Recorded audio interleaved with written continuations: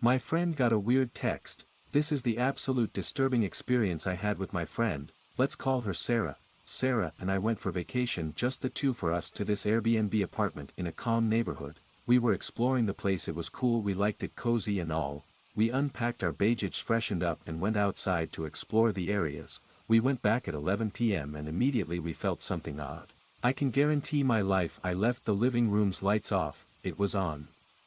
Okay, no worries, Sarah was just telling me, oh you probably forgot or something. I brushed it off and not talking it as big of deal. At first I thought probably the owner came in, but anyways, we went to the kitchen to make dinner while talking about Sarah's deceased boyfriend and how much she misses him and all.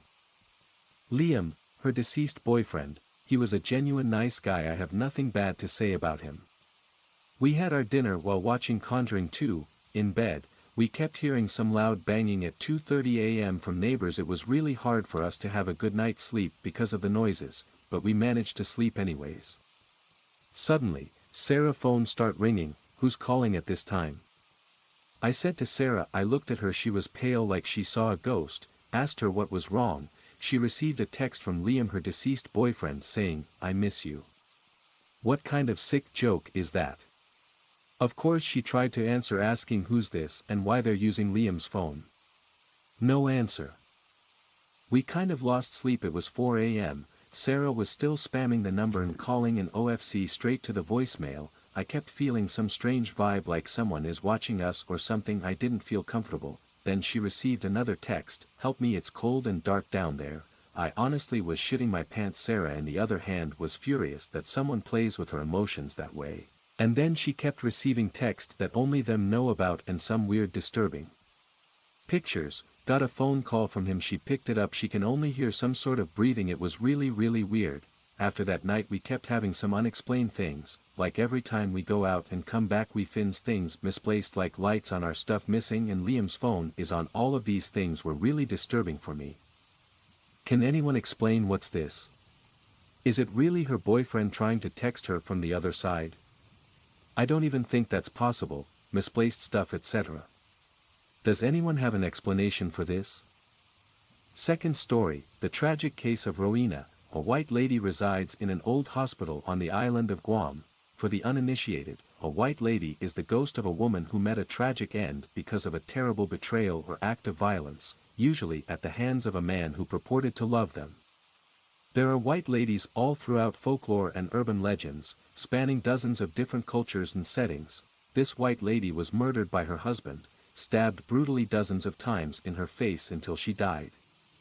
Not a particularly original concept, but there's a reason these stories are so persistent, the same reason stories of dragons and creatures from secret places abducting children are so ubiquitous. Sometimes the truth isn't original or unique, but it's true, and that's potent. This is the first account I've written that has scared me. Ghost stories are tragedies, first and foremost. The thing that makes them scary is when we ask ourselves if all that sadness leaching from the spirit world is starting to become anger. I'm writing this at 3 in the morning, with my back to a darkened room. Normally, this wouldn't make me uncomfortable, but as I write this out I find myself peering over my shoulder and twitching unpleasantly at every little sound. My fingers are halting at the keyboard while I consider whether to write the name of the ghost out onto the page, Rowena. This story is true. My wife, Christine, first shared it with me in a lonely little cafe booth at a different 3 in the morning 9 years ago. Many of you have been in the same situation, and I dare say that conversations like the one that happened between my wife and I that night are the reason you read ghost stories now. There's a lull in the pleasant conversation, and someone at the table grows thoughtful for a moment before leaning in conspiratorially. Hey, they'll ask, do you believe in ghosts? A thrill runs under your skin. Screw it, let's go with the cliché, a chill runs down your spine. This is going to be good. Then, faces in and throwing glances over your shoulders, you all share your stories. You whisper about strange sounds in your childhood home, faces in the mirror, the boy at the screen door asking to come inside, who only your son can see. My wife leaned in close, her toffee-colored eyes sparkling with fear and excitement. Hey! Do you believe in ghosts? As always, I've changed the names of the people involved, as well as toyed with the wording a bit to make it more readable. I know these people well, and I have no reason to distrust them. The protagonists in these stories are all nurses, those put upon, worn-out poor stepchildren of the medical community. If you're reading this and you're a nurse, know that I raise my coffee to you. Salute, let's begin. In a labor and delivery ward, the patient is usually in and out. They'll show up, have their baby, and leave provided everything has gone smoothly. If a patient is in that ward for a long time, it's because something has gone wrong. This patient had blood pressure issues severe enough to require regular doses of magnesium sulfate. Nurses would be in round the clock to administer the drug, and this patient, Ruth, was quite fastidious about keeping track of her dosages. Every time she would receive her medication, she would scribble it down in a little green notebook which she kept at her bedside table. Christine's mentor, Mira, was the charge nurse, literally the nurse in charge, on the night in question. At around 3 in the morning, one of her nurses had returned to the nurse's station with a puzzled expression on her face. When Mira cocked an eyebrow in question, the young nurse asked of the room, "Which of you guys gave Ruth her medicine an hour ago?" The nurse's station was all shoulders. Nobody had given Ruth her medicine. Ruth wasn't their patient tonight. What the hell was she even talking about? But the young nurse was insistent, and Mira had to solve the mystery. Mira said the room was cold, Christine said across the table at me. When Mira entered the room she said that her skin immediately shuddered into goosebumps, but Mira found Ruth in good enough spirits. However, when Mira offered the paper cup, Ruth refused. "No, I already got it." "Nurse says you didn't." Exasperated, Ruth indicated the little green notebook. "Am I just making this up?" She indicated a line, and sure enough, there was an entry for 245. Magnesium sulfate. Okay, fine. Mira gathered all the nurses into Ruth's bedroom and had them stand at the foot of her bed like suspects in a lineup. "Will you please tell me which of these nurses gave you your medicine?" Ruth studied them all for a moment before saying, "None of them." Also, her uniform was different. Later, at the nurses' station, one of the old nurses shouldered up to Mira and said quietly, "It's March 4th. Mira waved her away. A couple of weeks later Ruth was on her way out with her new baby. "Hey! That's her." Ruth turned to Mira, pleased. She was indicating a picture on the wall near the ward's exit. Ruth was indicating an old staff picture from about a decade ago, and Mira felt sick, cold dread sink into the pit of her stomach. Ruth's finger was perched beside a slight, short-haired Filipino woman standing near the front of the staff photo. "Rowena, hold on, be right back. I just heard something." "Nothing." Where was I? Rowena had been a nurse at this hospital at some point in the 90s. Stories of her had changed somewhat as her legends started to fade, intentionally, into obscurity. I'll recount what's left.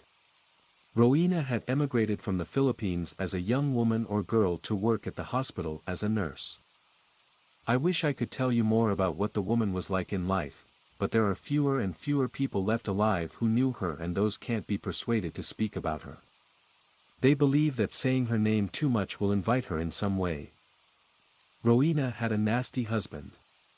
He was a drug addict, and a dealer. He was apparently prone to violent outbursts, and his mood would often swing wildly from drug-induced placidity to rabid fury. By all accounts he was your typical, abusive piece of shit, and she met the tragic end of so many women throughout history who found themselves trapped in abusive relationships. One night, she called into the hospital to say that she would be late, and then she never showed up to work at all. In the morning, they all got the news that Rowena's husband had murdered her. He had stabbed her, over and over again, in her face. Only in her face. This part of the story is very clear, and one of the only things which remains consistent. That's how she died, and I don't care to imagine how grievous a face injury must be to kill someone. Her 7-year-old son found her the next morning and called the police. Nobody knows what caused Morina's husband to explode that night. Drug addicts aren't exactly known for their consistency or stability. We don't know what happened to him, but I like to think that he was stabbed in prison. the next story is the worst one, I think. It happened to Christine directly. Before she had ever heard this story. Christine was a new nurse at the time and was having a rough week. Adjusting to the night shift is difficult, and she wasn't sleeping properly. Be right back, dogs are acting up. Anyway, Christine says that nursing shifts are feast or famine. They're either slammed with patients, unable to get off their feet for hours at a time, or there's nothing to do and they sit around fighting boredom until their shift ends. This shift was the latter, and Christine was trying not to doze in front of her charting. Christine asked Mira if she could take a nap for a few hours in the recovery room and Mira obliged. They don't keep a bed in there, so Christine went to sleep on an old stretcher. I think it's cruel that they let her do that, because all the old hands were afraid of that room. None of the old nurses said boo when she suggested sleeping in room that none of them would deign to go in on their own. At this point Christine shuddered a little bit in the warm cafe, and rubbed her shoulders as if she felt a chill. I slept for a few hours, I think, but I had a dream that my stretcher was being shaken. I thought someone was grabbing my shoulders and screaming in my face.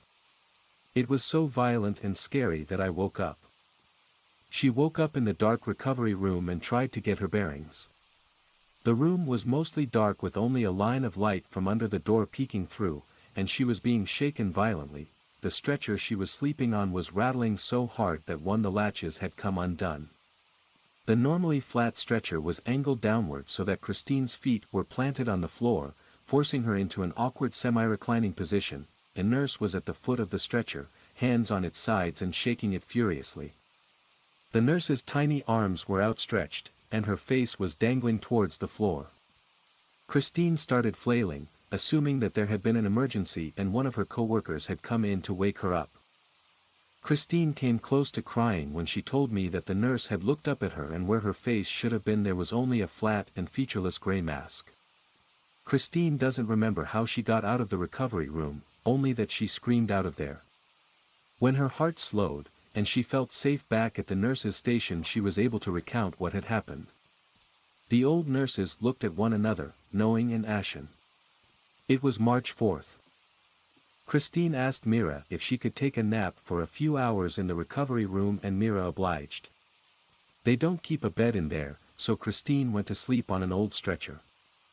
I think it's cruel that they let her do that, because all the old hands were afraid of that room. None of the old nurses said boo when she suggested sleeping in room that none of them would deign to go in on their own. At this point Christine shuddered a little bit in the warm cafe, and rubbed her shoulders as if she felt a chill. I slept for a few hours, I think, but I had a dream that my stretcher was being shaken. I thought someone was grabbing my shoulders and screaming in my face. It was so violent and scary that I woke up. She woke up in the dark recovery room and tried to get her bearings. The room was mostly dark with only a line of light from under the door peeking through, and she was being shaken violently. The stretcher she was sleeping on was rattling so hard that one of the latches had come undone. The normally flat stretcher was angled downward so that Christine's feet were planted on the floor, forcing her into an awkward semi-reclining position. A nurse was at the foot of the stretcher, hands on its sides and shaking it furiously. The nurse's tiny arms were outstretched, and her face was dangling towards the floor. Christine started flailing, assuming that there had been an emergency and one of her co-workers had come in to wake her up.